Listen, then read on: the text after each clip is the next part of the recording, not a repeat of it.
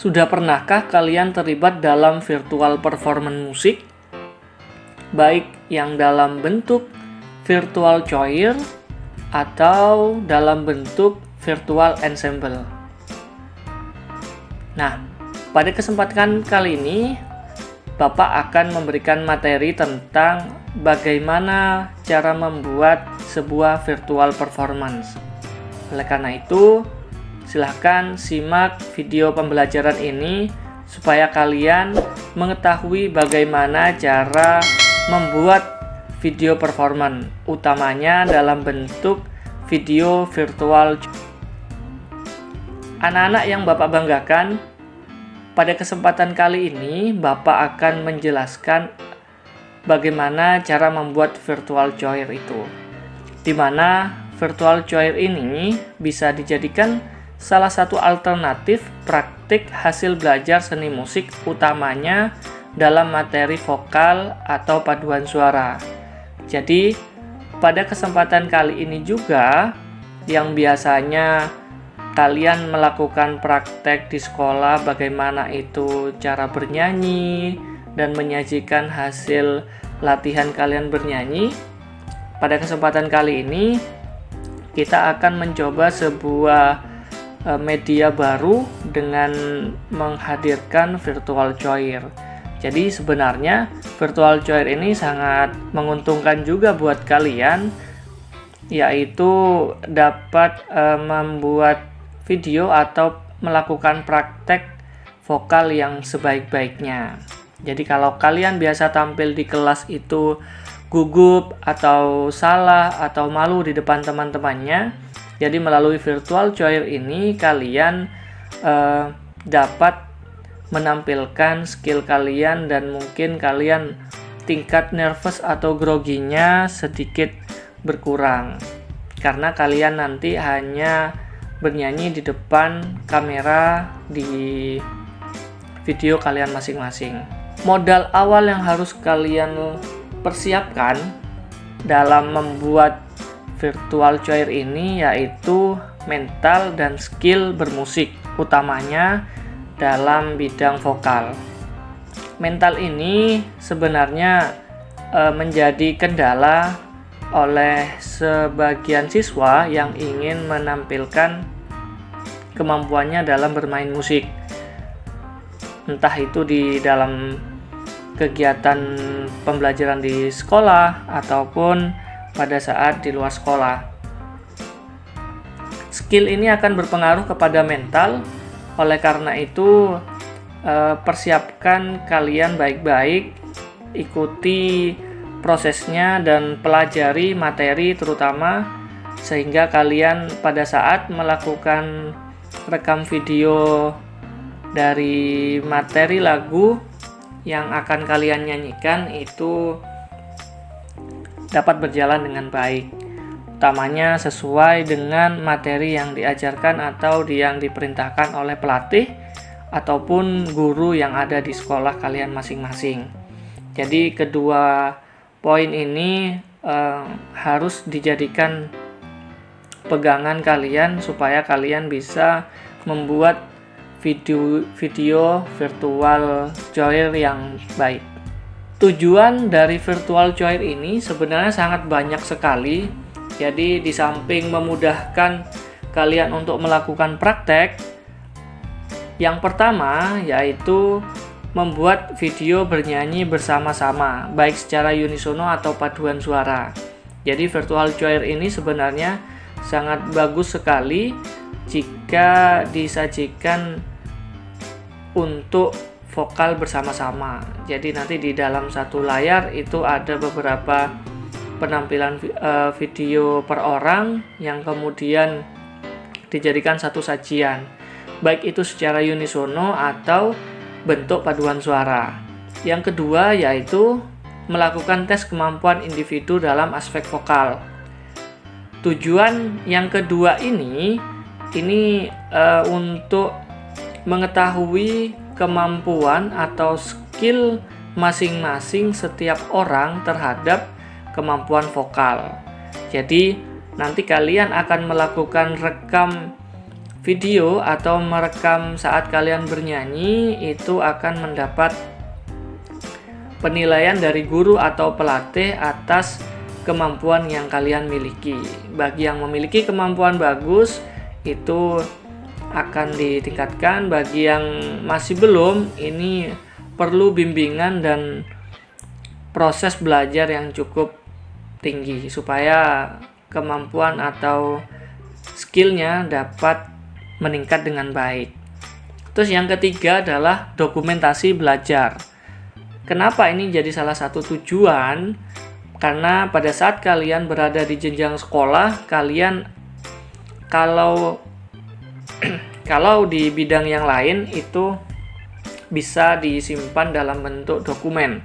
Tetapi untuk vokal atau belajar bermain musik itu dokumentasinya adalah berbentuk video. Jadi ini sangat menguntungkan sekali dikala nanti kalian di masa-masa yang akan datang membutuhkan video dan bukti bahwa kalian telah mengikuti proses belajar vokal. Dan yang keempat, di samping untuk pembelajaran yaitu ada tujuan yaitu unjuk skill bermusik. Jadi kalian yang memiliki kemampuan bermain musik yang bagus itu biasanya akan difasilitasi oleh sekolah untuk dijadikan atau dikumpulkan sesama pemain atau sesama siswa yang memiliki skill musik yang bagus supaya dapat dijadikan video kumpulan-kumpulan dari siswa atau orang-orang yang memiliki skill dan kemampuan yang baik. Inilah tujuan kita belajar dan membuat virtual choir utamanya di jenjang sekolah. Ada 4 tahapan yang harus dilakukan untuk membuat video virtual choir. Yang pertama adalah kalian harus mempelajari partitur lagunya dan musik iringan sesuai tempo. Pada poin ini dirasa sangat penting sekali untuk kalian pelajari, yaitu kesesuaian nada sesuai dalam partiturnya ini menjadi poin utama dalam penampilan kalian. Jadi jangan sampai nanti terjadi false atau nada yang tidak sesuai dalam partitur. Nah, proses inilah diperlukan tahapan yang cukup serius kalian dalam belajar. Nah, dari partitur yang kalian pelajari ini, tahapan yang kedua yaitu latihan atau konsultasi. Tahapan yang pertama dan yang tahapan kedua ini sangat berkaitan sekali. Jadi, kalian belajar dibimbing oleh pelatih atau guru. Kemudian kalian lakukan proses latihan lagi sampai video atau sampai vokal yang kalian lakukan itu baik. Kemudian di tahapan yang ketiga yaitu melakukan rekam video. Jadi masing-masing siswa atau masing-masing individu orang nanti akan merekam dirinya masing-masing sesuai dengan tugas yang dinyanyikan.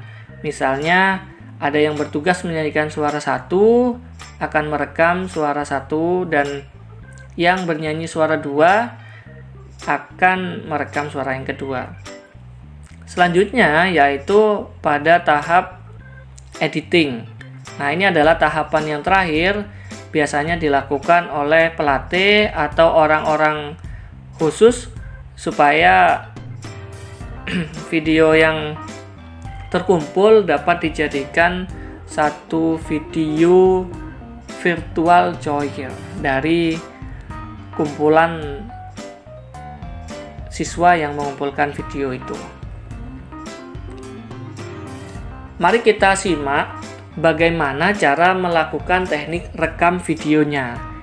Dalam virtual choir ini menjadi hal yang sangat penting di samping kalian belajar materi atau belajar lagu yang akan dinyanyikan.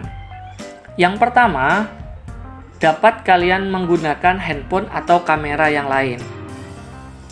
Boleh, bebas. Yang kedua yaitu posisi harus landscape. Kenapa harus landscape? Ini meminimalisir terjadinya kesalahan pada saat proses editing. Karena kalau landscape ini bisa dipotong sisa di samping kanan dan samping kirinya ini, sehingga editor tidak mengalami kesulitan dalam pengaturan tampilan. Tidak disarankan untuk posisi potret karena ini akan membatasi proses editing. Terus yang ketiga adalah gunakan tripod supaya kamera tidak bergerak. Ya, jadi kalian tidak boleh memegang sambil merekam. Ini kekhawatirannya kamera bergerak sehingga nanti pada saat editing itu akan terlihat sekali tampilannya bagus atau tidak. Yang selanjutnya adalah gunakan earphone untuk mendengarkan musik iringan. Jadi yang direkam itu adalah video kalian bernyanyi tanpa iringan musik. Iringan musiknya didengar oleh kalian menggunakan earphone. Nah, jadi bukan merekam ada musiknya terus kalian nyanyikan. Ini sebenarnya sangat menguntungkan sekali sehingga ketepatan kalian bernyanyi sesuai dengan tempo dan nadanya bisa dibantu melalui earphone itu. Yang selanjutnya adalah ini adalah proses penting juga dalam editing nanti, yaitu rekamlah video itu dari awal sejak musik iringan dimulai. Jadi kalau di iringannya ada intro, silakan direkam mulai dari intro tersebut sampai nanti musik berakhir. Nah, jadi pada saat intro itu kalian sudah merekam dan kalian diam saja di dalam video tersebut. Itu adalah teknik merekam videonya. Selanjutnya, proses editing. Nah, nanti kalian melalui kelompok masing-masing bisa melakukan proses editing bersama temannya.